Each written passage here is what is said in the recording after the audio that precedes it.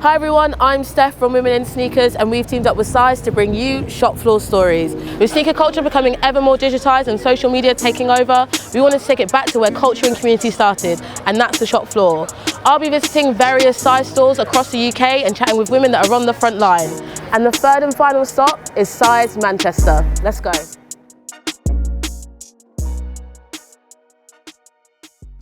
Hi everyone, welcome to the final instalment of Shopfloor Stories with Size. We're here with Tash, Abbie, Rachel and Ellie, and we're going to be talking about how they came from Shopfloor to HQ. So for those that don't know you, who are you and what do you do? I'm Tasha and I am senior talent and community executive at Size. I'm Abbie, I work in merchandising in Size HQ and I came from Newcastle store. I'm Rachel. I started in the Birmingham store about 5 years ago as a Christmas temp. I've done a bit of management, bit of merchandising, and now I'm the retail activations coordinator for Size. Wow. Hi, I'm Ellie. I've worked for Size coming up 6 years now. I started in my hometown of the Leeds store, so yeah. Amazing. Now I do branding events at Size HQ.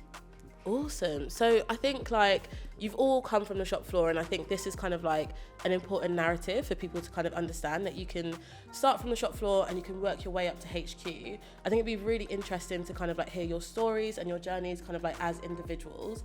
So actually, Abbie, can we start with you? You're a Newcastle OG, so that's where you started, and now you're a merchandiser. It'd be great if you could tell us a bit about your journey and how you got there and everything in between. Yeah, so I worked on the shop floor in store as a sales assistant. I used to help with the visual merchandising of, you know, the layout of the shop floor, folding t-shirts, and then I sort of helped with the Brighton shop fit. I think they sort of noticed that I was really keen to get hands in and sort of contribute to the sort of creative side of the store. So I helped with that, and then I sort of just applied for a head office role, and sort of, I guess, my attitude towards the store and going that extra miles done me good, I guess. Yeah, absolutely. And then, I applied and got the job in head office. Amazing, congratulations. Thank you. How did you know that like merchandising was for you? Because you're quite like creative, so how did you know that merchandising was kind of like the job for you? I guess I just sort of wanted to explore the world a bit more, because obviously there's only so much you see in the shop floor. It's more of a face-to-face, whereas head office and merchandising, it's like behind the scenes. You sort of get a better understanding of the product. You can see where certain styles are doing well. So it's quite interesting to see that. And I think it just sort of broadens your knowledge of footwear in general as well. Yeah, absolutely. And I think like all of you guys have come from the shop floor. And I think what's important for people to understand is how big brands like Size support you. The thing for me that Size has done is give you the opportunity to do something that you love. Like, there's not many places where you can work in an office and have like a face tattoo, or like, do you know what I mean? They just let you be yourself. I loved being on the shop floor. I loved it more than anything. And then I moved into the office because I wanted to learn a little bit more about sort of like trends and like how products work, doing a similar job to Abbie. But I just really missed the store. So now I work a little bit more here and there and everywhere, doing activations with Ellie. We do like sessions. Ellie does the sessions, she's and just like POS and stuff like that. But it's just giving you the opportunity to explore like different areas and like find who you are and what you want to do. Awesome. And actually, Ellie, like Size Sessions is like a huge part of like how Size connects with the community. What is your favourite memory of like Size Sessions and how it's kind of grown over the years? Yeah, so I first started doing Size at Sessions when I came to head office as marketing exec, but now it's my full-time role along with running all the other events. But there's been so many amazing memories that I've got to meet so many cool people doing this job, but it has to be the Size Sessions Festival that we held this year. It was our first ever festival. It was the biggest event we've ever done. And I went to that, by the way. Yeah. It was great. It was real. Well done. It was amazing. Like, everyone's feedback was obviously so good. And I did a walk round of before the doors opened on the day, and I was really like emotional because it just looked amazing, and I was like, all the hard work has like really paid off, and that was really, really rewarding. So yeah, that's probably my most favourite memory. And then roll on next year. So. Incredible. I mean, I can't wait for the next one. The one in August was absolutely insane and we had like the best time. I think I want to bring it like back to footwear and kind of like back to the shoes. I think it would be great to understand, what are you, like, you're surrounded by shoes all the time, like especially when you're on the shop floor. What is your favourite pair of like non-hype kicks? And I'll pass that to Tash. My favourite pair of non-high kicks is probably the Solomon X26. Yeah. So I'm going to say that again. The Solomon X26. Just because I'm really into, as many people are at the minute, like the performance of a shoe and the comfort of a shoe. Like I cannot have blisters anymore, and like Solomon's just don't do that. So those are mine. Nice. How about you? I'd probably say Athens, which I'm wearing right now. Nice. I really like to colour coordinate my outfits. Bit of an OCD, but I just think they're so versatile and it can make such a difference with your look. Yeah. So, yeah, that's my favourite. Yeah, I'd have to say mine are either like an all black 90 or all black 95. I think like growing up, 90s were like the ones where you kind of, it didn't matter whether you were like a chav or an emo kid, but they were like something that brought everyone kind of together. And 95 is just good for like being in a pit. Amazing. So. Do you have a favourite memory of like wearing a 95 in like a mosh pit? The first gig I ever went to was in my local nightclub. I was like 14. I probably shouldn't have been there. And it was the first mosh pit I ever had. And I come home, I'd lost my shoes. Like I had a black eye. Like, but it was honestly the best night of my life. Amazing. So, yeah, they did me good. And Ellie, how about you? What's your go-to kick? I'm a proper Nike girl at heart. I'm a chav. So yeah, any 95s, 90s. But what I'm wearing at the moment, I live in my Reebok beatniks. Like they're just so comfy. I don't take them off. They're like my house slipper, my going out slipper, my dog walking slipper. They go everywhere with me. So they're like my non-hype kick at the moment. But yeah, I'm versatile, so chop and change. Amazing. And I think actually I want to hark back to the point, like you just called yourself a chav. I personally don't think you're a chav, but if that's how you want to identify, then that's all good. I think I want to kind of like hone in a little bit on like representation. And why is representation important to you? For me especially, it's important. I have a really like forward-facing role and networking a lot, but I always think you need to stay true to yourself, no matter what like people eat into you as a person. If you're like everyone, if you're the same as everyone else, you don't build those networks, don't build those connections and relations. And for me, it's just really important that you're the best version of you to build up that positive circle of people, especially in my job, because I'm always networking with like industry people and at events. You just got to be out there. Yeah, you do. You absolutely have to put yourself out there, building those relationships. And like sometimes I feel like you're always on, and actually that can be really difficult. But when it's your job, you have to kind of like overcome that. So you actually also run your own brand as well. Yeah. So how do you find kind of like balance in like working like quite a fast-paced role and running your own brand, and how do you like find balance and downtime with that? You know what, it is actually really difficult. Like working in any kind of events role is very, very hands-on, and you have to go the extra mile. You do go above and beyond, but my brand isn't a job to me, it's my hobby. So I just do that in my downtime when I can. It has taken a bit of a back burner this year because I have been so busy, but I'm sat on a really good winter collection which is ready to go, and that gives me my creative flair, which sometimes when I'm so hands-on with the event stuff, it just keeps my creative flair ticking. So that's it's my hobby, not really a job to me. It's like a passion project. Yeah, definitely. Awesome. So one of my questions was actually for you, Abbie. So you're a bit of a Marvel fan. I was going to say nerd, but I also love Marvel. Yes.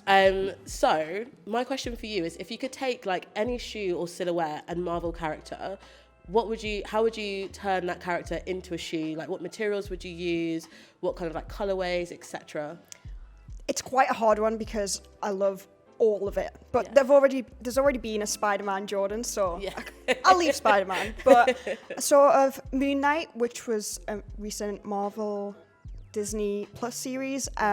So the character's got DID, so it's sort of two separate identities. So I thought it could be quite cool if it almost changed sort of in lower lighting, so it was a totally different shoe. Amazing. You know, not glow in the dark, but similar to that. Amazing. Just so you can get 2 shoes in one. Yeah, Two for the I price mean, of that one. actually sounds great. Yeah. Very effective. Yeah, it would be, so maybe we should create that. I feel like we should make that happen. The Apprentice, maybe? Yeah, Apprentice. Adidas, Yeah, any of you guys are listening out there, we want to make the shoe, just so you know. And then my next question is actually for you, Tasha. Like, you said that one of your hobbies is eBay, and I absolutely love that. I used to spend hours going on eBay just looking at stuff, trying to get inspiration and all that kind of stuff. What's like a shoe that you've copped from eBay that's been like a grail for you? So eBay is my life. Yeah. I just hate paying full price for anything, and like there's just so many things you can get second hand that you didn't get the chance to get new. So mine is my absolute all-time favorite shoe is the Nike Air Rift, not Nike Aqua Rift, the Nike Air Rift. Hear it, guys. Yeah. So obviously now this year they brought them out and they're like readily available. You can buy like a new pair. But before that, literally only like 6 months ago, the only way you could get them was somebody's old like gardening shoes. Yeah. Or like, you know, like, or like some kid, if you can fit into like 5.5, you can get like the kids Rift. So my favorite thing I've ever gotten was a 2007 pair of denim Nike Air Rifts. Nice. Which I still have, but they're like crumbled. The sole's not, people have tried to repair them, like the colour's gone, everything's gone, but that was it, getting a pair of Rifts. Amazing. I love it. I still have a pink pair actually that I had when I was like, I must have been like 13, 14. Yeah, and like, yeah, I think my auntie gave them to me actually, and I was like, I love them. And everyone was like, what are those? And I was like, look at, because the toe's like really weird and stuff. But no, thank you so much for sharing that. Obviously, my platform is Women in Sneakers, and I'm all about connecting women in the community and empowering them.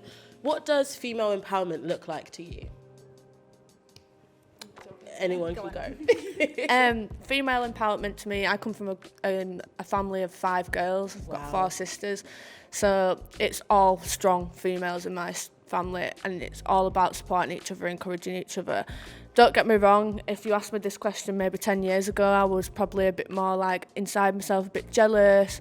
But now when I've got older, I've really learned that we're in this together. Like, you really need to push it forward. Like, my girl gang is the best girl gang, and I just love to see them succeed. And I think like hyping each other up is so important. Like there's like the best serotonin boost is literally me messaging my friend being like, you're amazing by the way, or like really love you to see this, or like I miss you because I haven't seen them for ages because we've all been busy and stuff like that. But Rachel, over to you. I don't know, I think for me it's just also having like examples of women doing things that like you wouldn't necessarily think they could do. I just remember like working in the shop, you'd always have someone be like, where's your manager? And just being able to be like, you looking at her? Oh, I love that. Like, yes. you know, being like, absolutely. yeah, she's it. Do you know what I mean? And just That's little so things like that, or good. like hopefully people seeing that like you can come from a store and then work in the head office, and that other women can do the same. Like there are women in like management roles. Absolutely. Like, and I think that's like a superpower as well, right? Because people underestimate you, and they see you and they're like, oh, they don't expect you to be who you are or achieve what you've done. Yeah, absolutely. So absolutely yes to you for like being like, you're speaking to them, just so you know. Like, I'll sort you out. How about you, Abbie?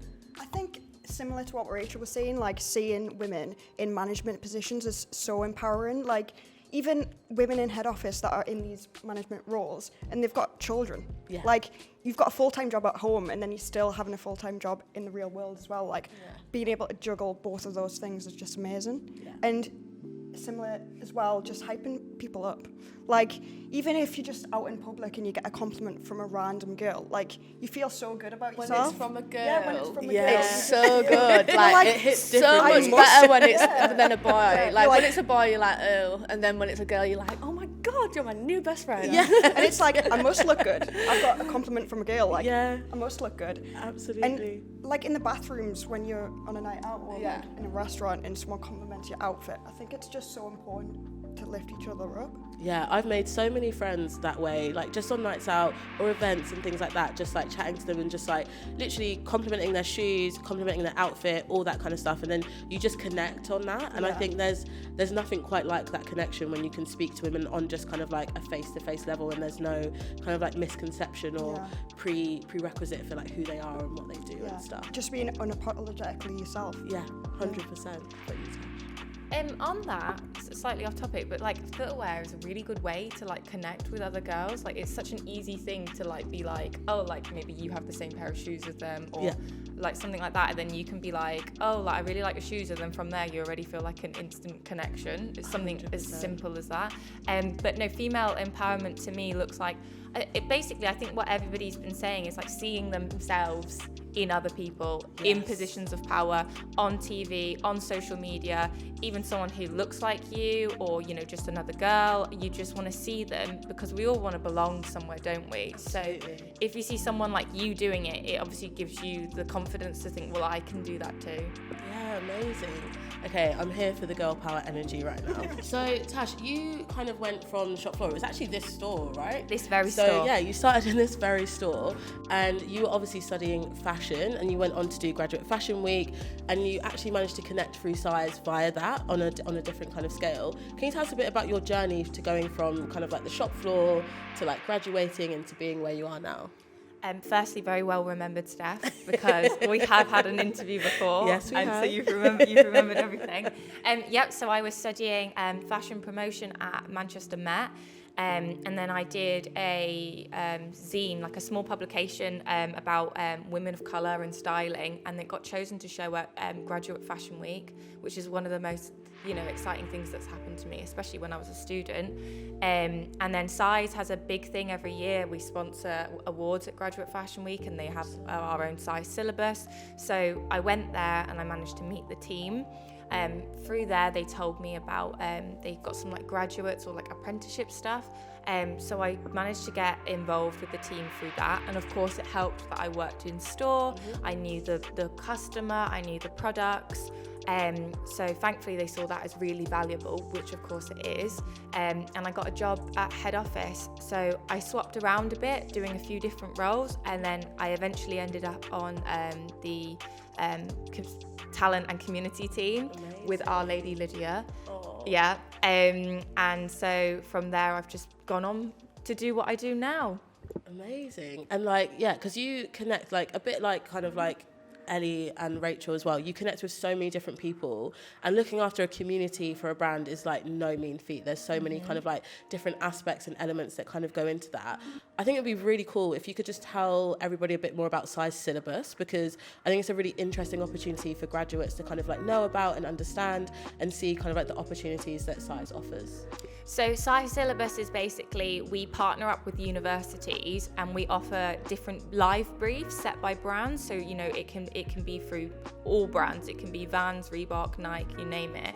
Yeah. Basically, we're setting university students like a brief that's actually going to go to the brand. So that means it's all you ever want as a student. You know, you want feedback from like, you know, actual industry. And through there, we try to actually make these, you know, briefs that they've made come to life in real life situations. Amazing. That's so cool. Like, I remember doing that when I was at university, but actually we did it for like beer or something, which was way less interesting. I would have definitely loved to have done a Size syllabus, and I think giving them that kind of like insight into what it's like to work with a brand and collaborate with a brand is invaluable, and it's super important.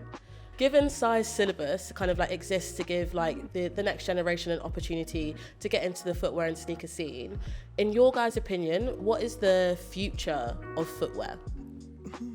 I think customization should be like a really heavy focus because of, you know, there's such a spotlight on sustainability at the minute. So I think the idea of customization, where you might be able to go into a shop and you can pick a different sole, you can pick different laces, you can pick different parts that you can customize yourself. I think that would be really interesting, especially with the financial crisis at the minute. Yes. Like if you're just buying one sole a month, like to mix it up and you've got a totally different vibe, totally different outfit, I think that would be quite like a pick and mix shoe. Yeah, like a pick. That would like actually be really cool. Yeah, like a Lego. Literally build your own. Yeah. So you have like a silhouette as like the basis for it, and then you can get the different upgrades and like colours and stuff like that. Okay, that's another idea that we've got from this. So copyright, just so you guys know. Yeah, exactly. Like that would be super cool. And Rachel, how about you? I think for me, obviously, I do the job I do, but like I think there's a big emphasis on like actual retail spaces. Like we get everything so readily available online. It's just like in your face. Whereas store, you get that like personal like touch, you get that community vibe, and I think that's something that I don't know, the younger generation are getting a bit sick of, like just Instagram, TikTok. Like we want to go and do something. So I think it's good to see like tangible spaces being used for like other things as well as like like retail. 100%. And like the retail experience is actually like it's really memorable. Like, you know, for me, the reason that I started this series was actually because I used to work on the shop floor. So I was like, I remember like all the stores that I worked in and like everything that kind of like goes in with that. And actually, you're totally right. People don't get that in real life experience. So I guess stores are now becoming like a destination place It's like to a go. day out, right? Yeah, Like, literally, it's a day out, and you're like, right, okay. Like for me, I'm in Manchester. I'm like, right, I'm going to be in the stores. I'm going to go look at this and do this, because I also spend a lot of time like scrolling and looking online and buying stuff online. But yeah, nothing quite beats that Being in able real to life. touch something. Yeah, that is it. Being able to touch something. I remember like after the pandemic, being able to like go into a store and touch something. And I was like, oh yeah, materials. I was like, oh yeah, I can actually feel it before I buy it and stuff. Try before you buy, which was actually like a really nice feeling. And Ellie, how about you? For you, what's the future of footwear? In terms of trend, I would like to see more trail stuff. Nice. I feel like going away from like we touched on the non-hype stuff, probably because I'm biased and I like walking my dog. Nice. But in terms of like shopping and stuff, who knows? I think everything's getting so online now. It's really, really competitive. You see a lot of independents popping up, and obviously I am all for supporting your independence places as well. So yeah, 100%. I think supporting independence, and actually I just want to go back to the thought of like the outdoors and being outside. Like I think there is a huge increase in that. I think over I would say the past 5 years, kind of like outdoors, Gorkcore, all that kind of stuff, there's been like a huge growth in it. But actually it's also part of your lifestyle. Like lots of people have dogs and pets and animals, or like lots of people live in like cities where they don't get the countryside and things. So actually having footwear that matches to your lifestyle 100%. and actually gives you the lifestyle that you want, or the opportunity to live that as well, I think is also super important. How about you, Tash? Going on from what both of you said, basically, was just the performance aspect of things. So I mentioned it earlier with the Solomon. Because of the whole Gorkcore thing, I think we've all taken a lot more of an interest in comfort and materials. So obviously we've had this massive hype of like shoes being associated with a celebrity or with like a spokesperson or with a brand. I think with the whole, you know, trail movement, we care less about what brand it is. You know, I'm not sure if, you know, certain trail brands that are massive right now, if we've necessarily cared that much about them even a year ago. But now you're not that bothered. You don't have to have the latest trainer from the latest brand on. As long as it's like a good quality shoe and you enjoy it and it works for you, I feel like people are buying it. So moving more to like a slow pace of focus on performance materials away from big hype. Yeah, because it's kind of like a lifestyle switch, right? Yeah. Like people are definitely about me personally, like I work a lot, and like work is a very important part of like my life, but actually I definitely want to take like a slower pace. So actually having product and access to product that allows me to live that slower kind of like lifestyle and get outdoors and live that kind of like that balanced like 9 to 5 kind of thing and get out of the rat race is like super important. And it's actually interesting that shoes, footwear and product can be kind of like a catalyst for that. Totally agree. So just to kind of just to finish up, it'd be really nice if you guys could give like a piece of advice for anyone listening as to like how you got into the scene, or something you tell your younger self if you could look back. So don't give up. Every interview treat as a practice run. If you don't get the job, it's fine, just keep going, don't let it knock you down. Yeah, I think I'd say, like, believe in yourself. You can do it. Like, you're worth it. You should just apply for that job and like be yourself. Just because you don't feel ready, like you are ready. You just need to believe in yourself.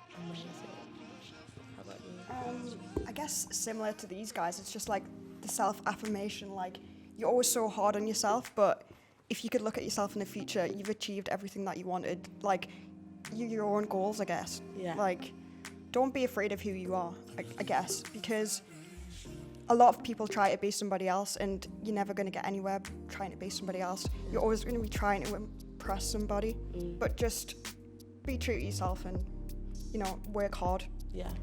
Yeah. I feel like there's a lot of pressure to be constantly doing stuff. Like, even if you've got a job, you're supposed to have like a side project, you're supposed to be doing all of this. And it's constantly, you're comparing yourself again to everybody else and seeing how much everyone else is achieving. If that's not you, and that's not your bag, and that's not what you want to do, don't do that. Just stay in your lane, keep your eyes focused. There's no need to compare yourself to anybody else. Yeah, 100%. And I will finish that off, and I totally agree with kind of like everything that you guys have said. Like, focus on you and like what you're doing. And I think if I could speak to like 18-year-old me, like, they would just be in awe of where we've got to now. And I think that's also super important, is like reflect on like where you've come from and take that time to like sit and be present within your wins. I think that's a super important thing to take away. So yeah. I was gonna say as well, I think there's so much, you put so much pressure on yourself to be like, I should be further forward in my career, I should have all of this by now, I should have a house, but things take time, things take work. Just sort of stay true to the process, I guess. Yeah, absolutely. Yeah, keep your kind of like eye on the prize, stay focused, and like, yes, like in an age of social media, you will be exposed to kind of like other people's like lives and what they're living, but actually if you focus on like what you're doing, you'll actually see that you get a lot further and actually you achieve way more. Thank you so much, guys. Thank you for coming on. I really appreciate it. This has been great. Thank you. For those of you at home watching, this is our final episode of Shopfloor Stories with Size, and we're in Manchester. If you haven't caught the other episodes, they're now live on YouTube. Thanks for watching. Peace. Good? Yeah, I like it.